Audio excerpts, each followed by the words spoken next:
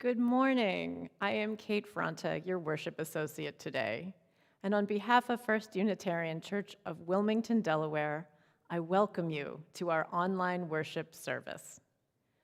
We are a welcoming congregation, no matter your race, no matter your creed, no matter your political affiliation, no matter your financial situation, and no matter whom you love, you are welcome here.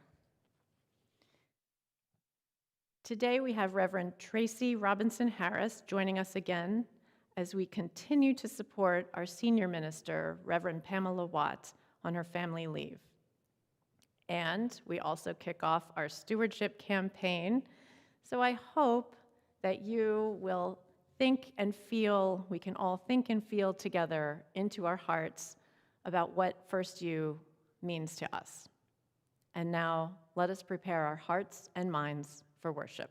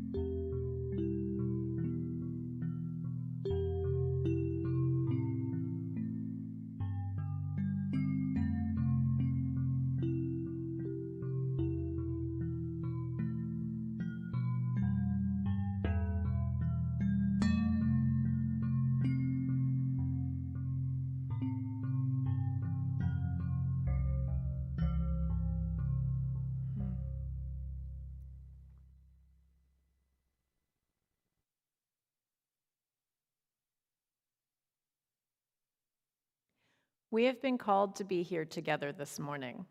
If you have a chalice at home, I invite you to join me in lighting our separate fires that unite us with one flame. In the words of Reverend Suzelle Lynch, each time we light the chalice, we renew our commitment to our Unitarian Universalist faith. With the spark of a match, we make it new again, as fresh and surprising as the first day we encountered this spiritual community and realized we were home.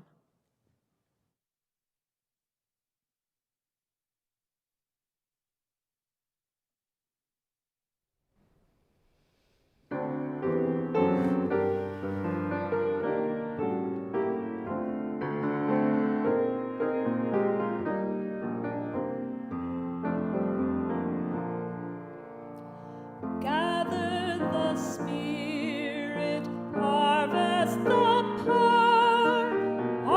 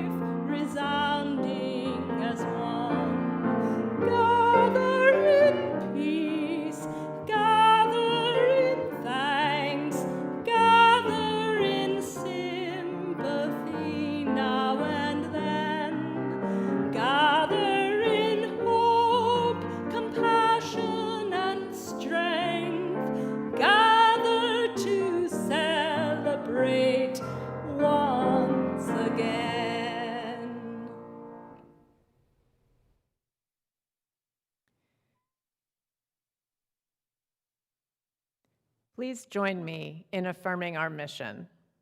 First Unitarian Church of Wilmington is a beloved community that nourishes minds and spirits, fights injustice, and transforms the world through loving action.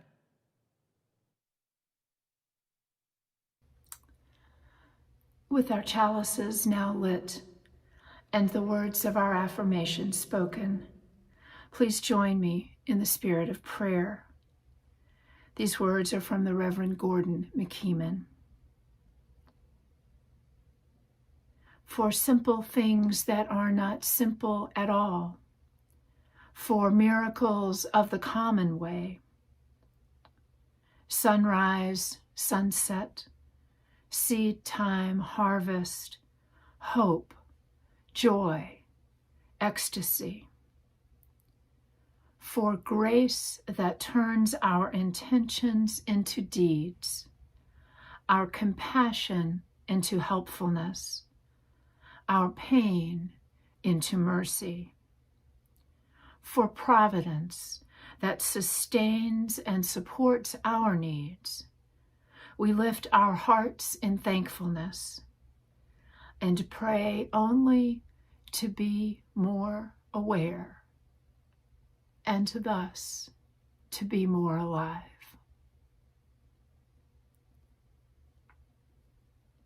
Join now in a moment of shared silence.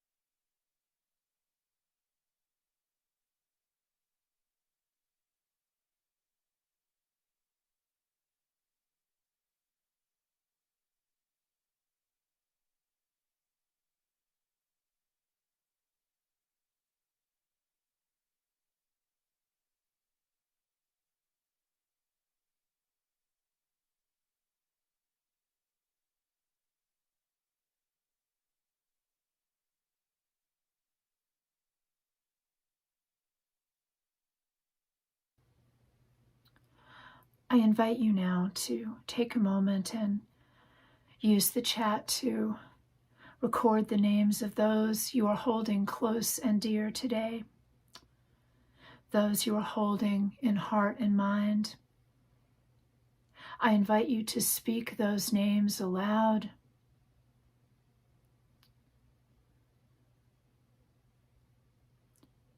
Together, we hold them all.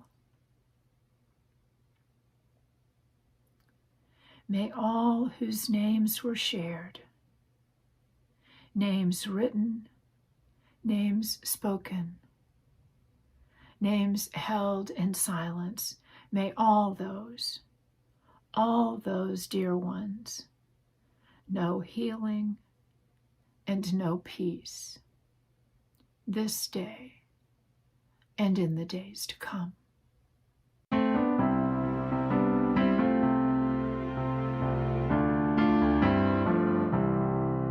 From the chalice comes the flame that glimmers in the night and glows throughout the day in a blaze of inner light. Shine through the storm, sparkle in the rain, illuminate our world, the chalice and the flame.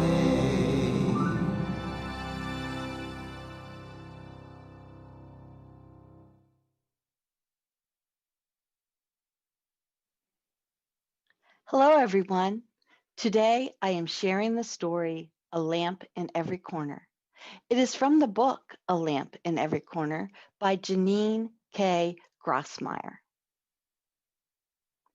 Many years ago, in the land of Transylvania, in a mountain valley watered by quick rushing streams and shadowed by great forest of beech trees, there was a village of small wooden houses with dark shingled roofs.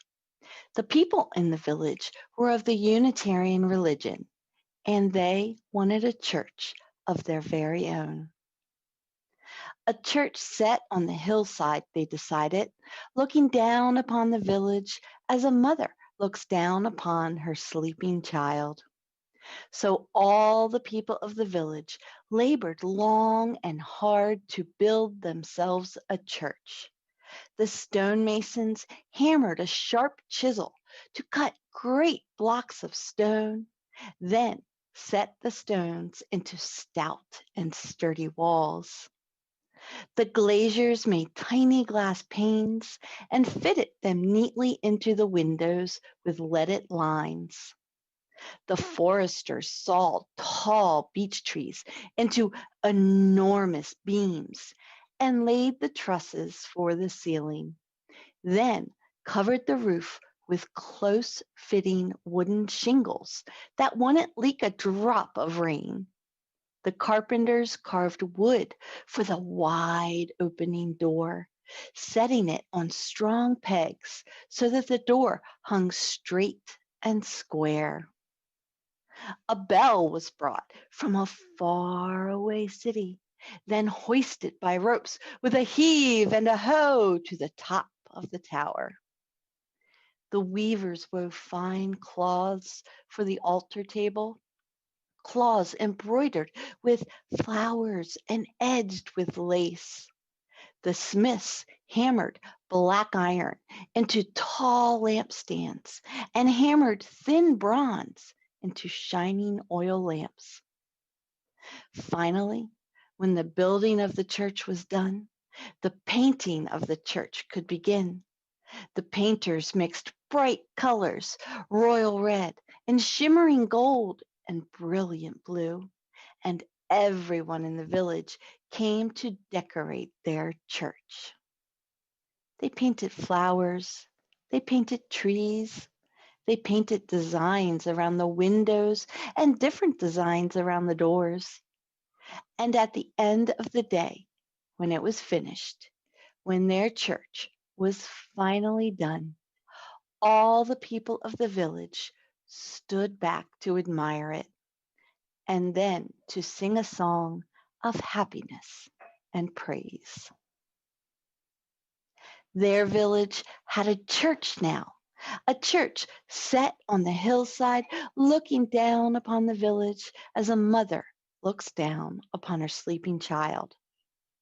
"We will eat now," announced an elder of the village, because everyone was hungry after their long day's work. "And later tonight, we will come back to pray." So the people of the village went down the hillside to their homes and their suppers, all except one little girl named Zora and her father, who stayed behind. They brought their own bread and cheese and ate their food slowly, sitting on the grass of the hillside and admiring their new church with its strong stone walls, its tall tower, and its magnificent bell. After they had eaten, they went back inside, opening those carved wooden doors to go into the gloriously painted sanctuary inside. "Oh, look, Father," Zora cried, running from picture to picture with her footsteps echoing off the stone walls. "See how grand." "Yes, it is," said her father, looking around and nodding with pride. "Yes, it is." "But father," Zora said suddenly, "we have not finished." "What do you mean?" "There are tall iron lampstands all along the walls, but there are no lamps. The church will be dark when the people come back." "Ah, no, little one," said her father. "The light of the church comes from its people. You shall see." He rang the bell to call the people to worship. Then took his daughter by the hand and led her outside. They waited on the grassy hillside next to their beautiful church of strong gray stone.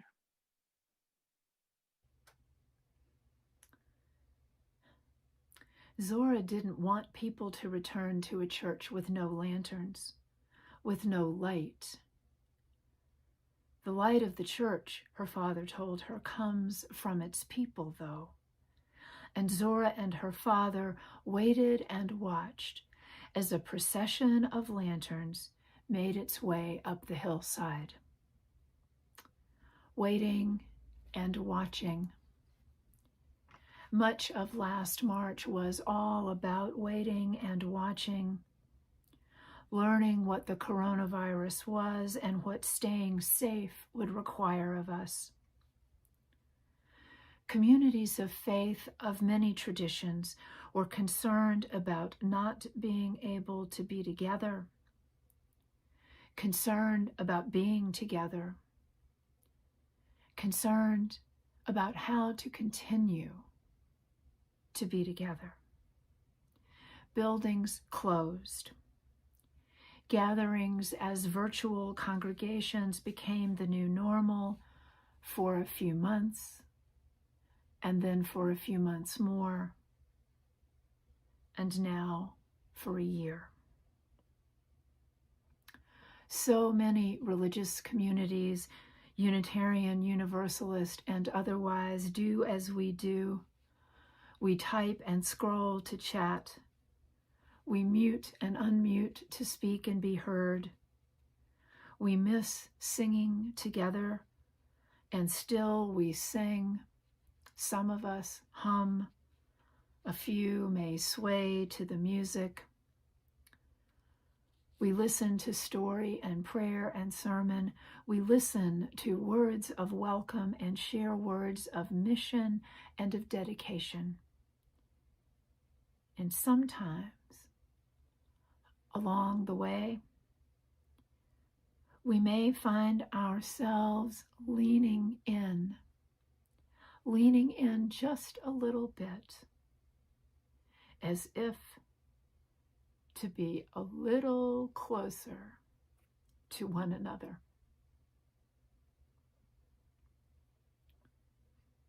Each time we gather, we begin just as we did today with Kate. Each household is invited to have a chalice or a candle at the ready. Sometimes what we have at the ready is our hands. So be it. We can cup them and imagine the light of a flame glowing in that cup. Whether we strike a match and light our own flame, or light that imaginary one, or are drawn in by the flame in the chalice in the sanctuary, our separate fires testify to our resilience, testify to all that we have done to respond, to adapt, to make a new way.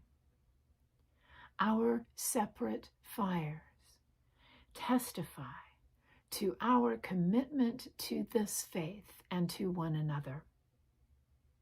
We light our separate fires Sunday after Sunday, day after day. As Zora's father said, the light of the church comes from its people.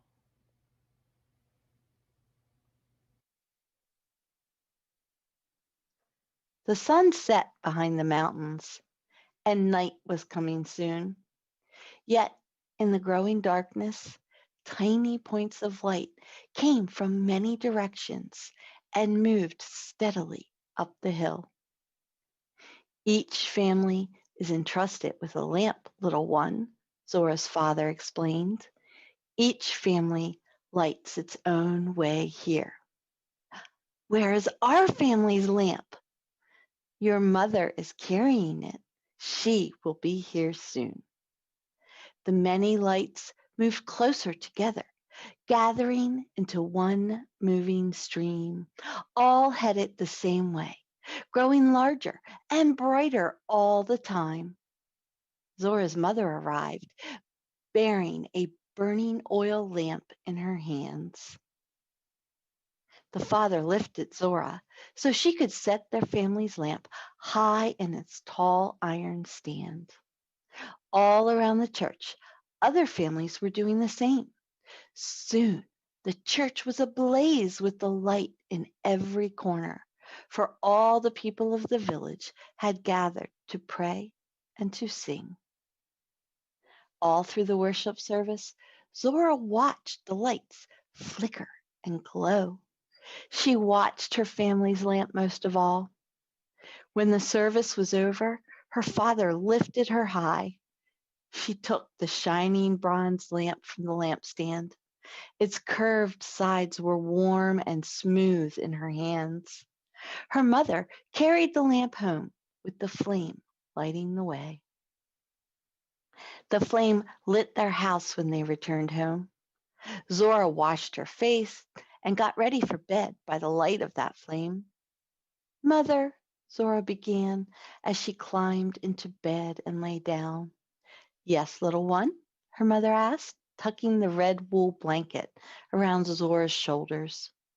Father said the light of the church comes from its people. Yes, her mother replied, but also the people take their light from the church, Zora continued. Over on the table by the fireplace, the shiny bronze lamp was still burning. And we have that light every day, Zora exclaimed. Yes, indeed, said her mother. And even when we are not in church, even when the lamp is not lit, we carry the light of truth in our minds and the flame of love in our hearts to show us the right way to be. That light, the light from truth and love, will never go out. Never? Asked Zora. Never, said her mother. And this bronze lamp will last for many, many years. When you are grown, we will give you the bronze lamp. And when your children are grown, you will give the lamp to them. And all of you will carry it back and forth to church every time. But there is only one lamp, Zora said. So make another and let the light grow. And someday tell your children to make more lamps too. And now good night, her mother said, and kissed Zora once on this cheek, once on that cheek, and once on the forehead. Zora closed her eyes and drifted into dreams while her mother looked down upon her sleeping child. The years passed. Zora grew. The bronze lamp came into her care. She kept it polished and clean, and when the bell rang out across the valley to call the people to worship, she carried the lamp back and forth to the church on the hillside, the flame always lighting her way. When the time came, she made more lamps and gave them to her children, who made more lamps and gave them to their children. And so it went on through the years, even until today. And always the light of truth and the flame of love from that Unitarian church on the hillside continued to grow and show them and us the way.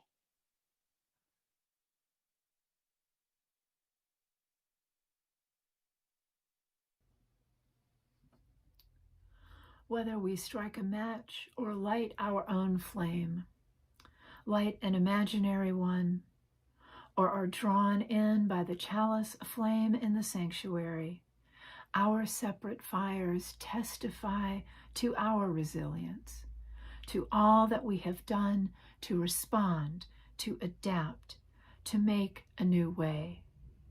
Our separate fires testify to our commitment to this faith and to one another. On that long ago night on a Transylvanian hillside, Zora and her father watched as tiny points of light came from many directions.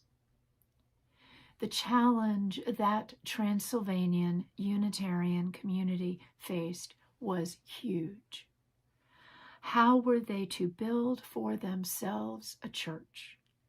How were they to build a place to call home? And with gray stone and wood and vibrant color and lamps brought from every home in the community, their hope was realized.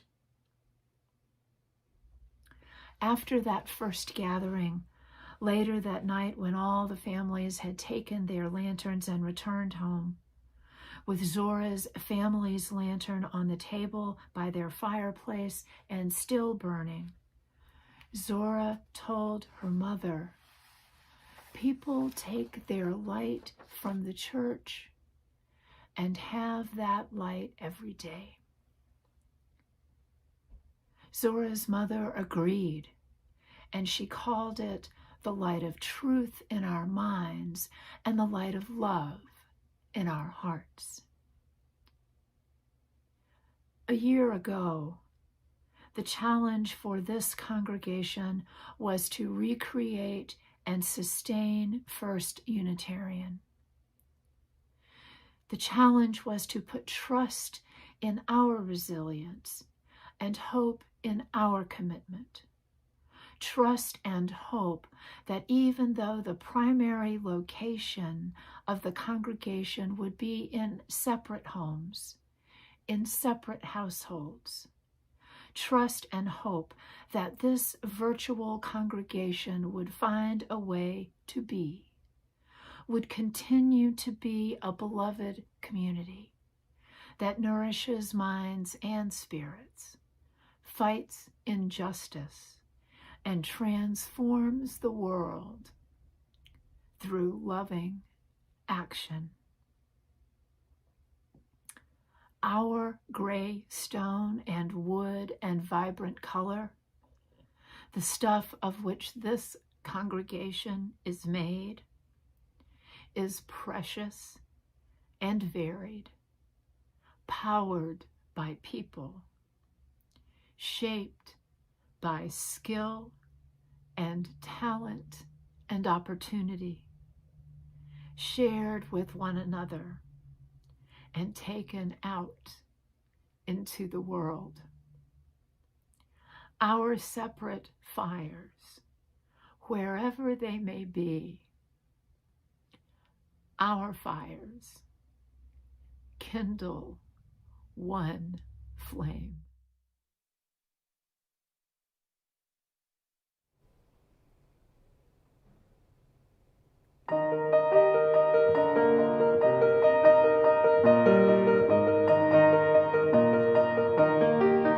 From the light of days remembered burns a beacon bright and clear, guiding hands and hearts and spirits into faith set free from fear. When the fire of commitment sets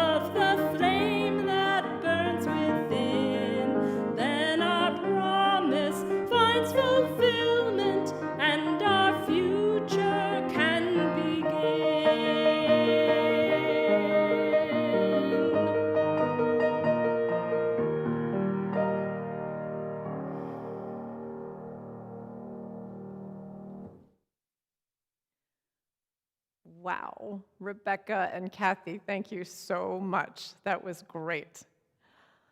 I believe it was my first year attending this church when Reverend Mary Catherine Mourn came here to preach about stewardship and commitment. And we sang that song, and I glanced at the credit at the bottom of the page in the hymnal to see Mary Catherine Mourn was indeed the author of the lyrics we were singing.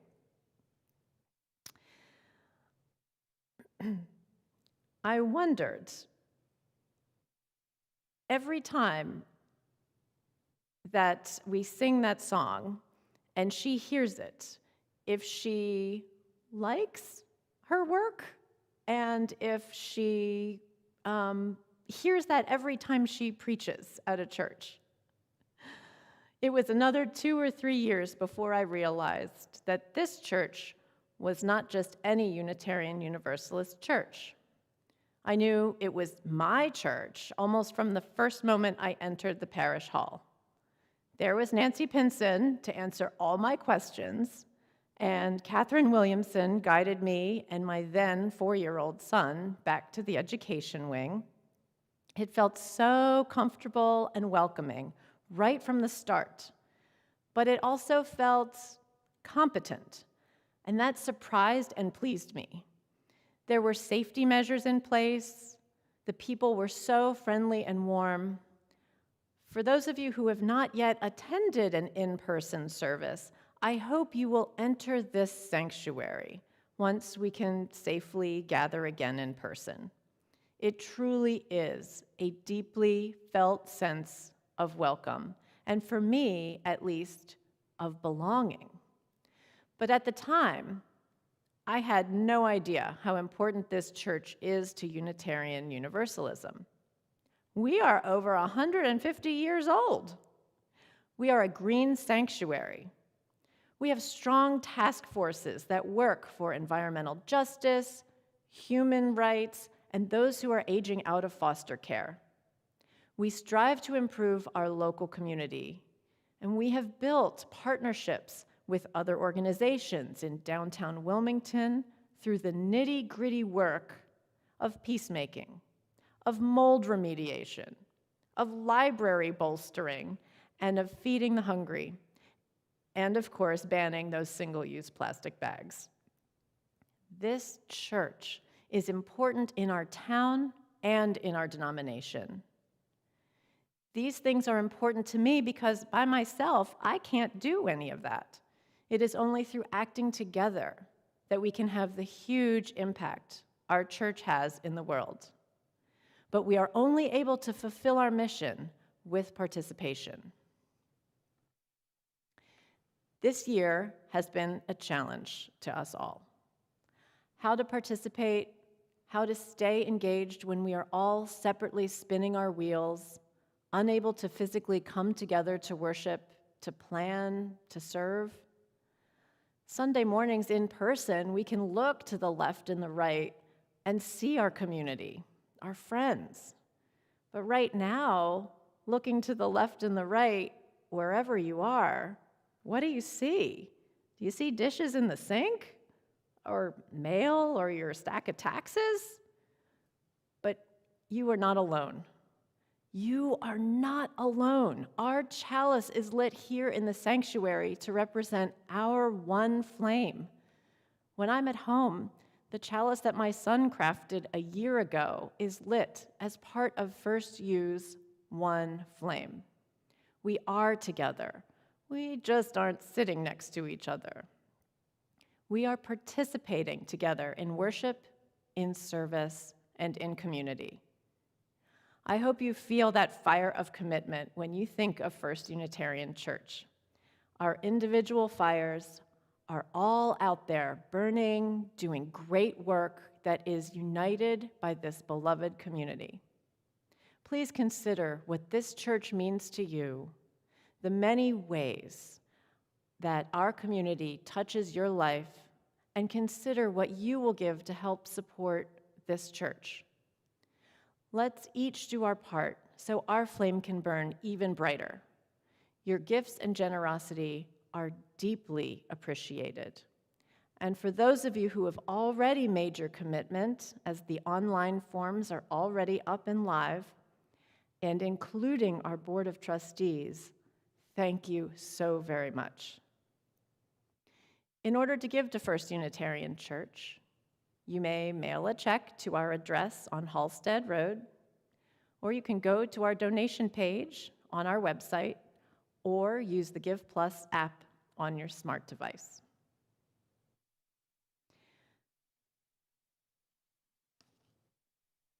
Please join me in dedicating our offering.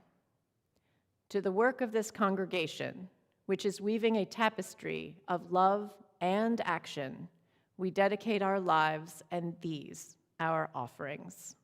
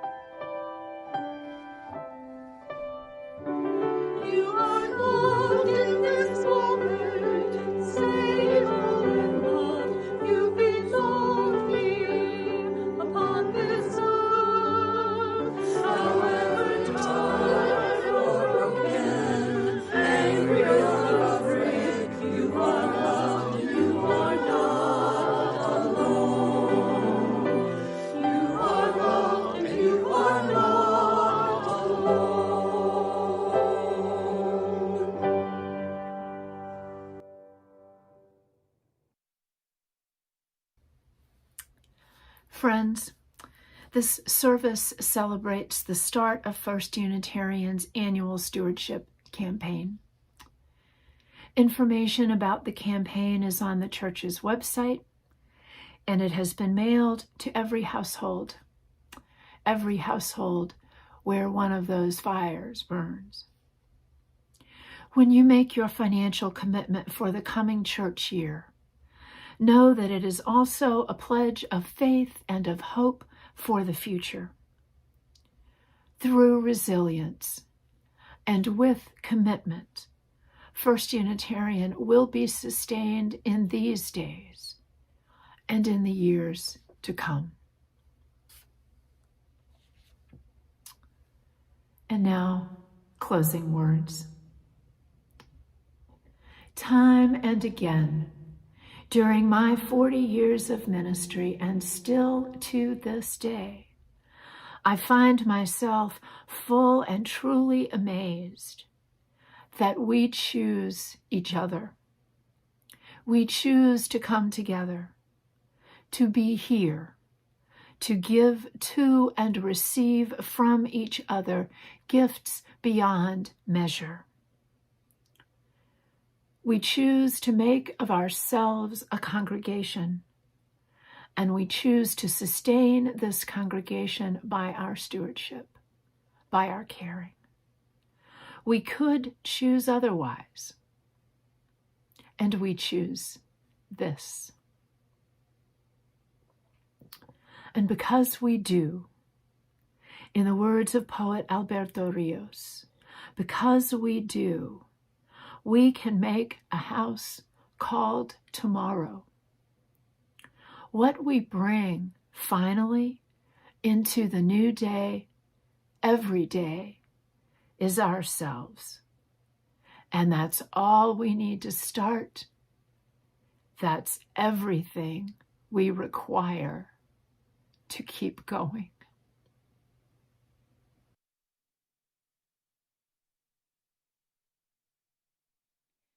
The light of truth and love never dies. We extinguish our chalice, but not the warmth of our flame, nor the fire of commitment that burns in each of our hearts.